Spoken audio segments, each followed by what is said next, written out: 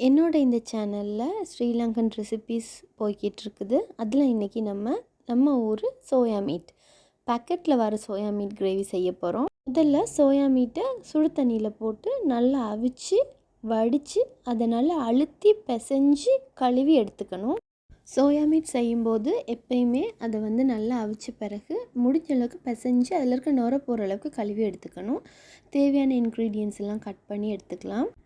தாளிப்புக்கு இது சீரகம், ஏலக்காய், பட்டை, அப்புறமா நம்ம காஞ்ச மிளகாய் போட்டு லைட்டாக சொட்டை பண்ணிட்டு வச்சுருக்கிற இஞ்சி பூண்டு போட்டு அதையும் சொட்டை பண்ணிக்கணும். அப்புறமா வெங்காயம், தக்காளி, க்ளீன் பண்ணி வச்சுருக்கிற சோயா மீட்டையும் போட்டு ஒரு 10 நிமிஷம் குக் பண்ணி எடுத்துடலாம். அதுக்கப்புறமா மசாலா சேர்க்க போகிறோம். மிளகாத்தூள், மல்லித்தூள், மஞ்சள் தூள், சீரகத்தூள் இவ்வளவும் சேர்த்து நல்லா சாட்டே பண்ணி ஒரு 10 நிமிஷம் மறுபடியும் குக் பண்ணி எடுத்தால் சூப்பரான soya meat ready. Sri Lankan style soya meet.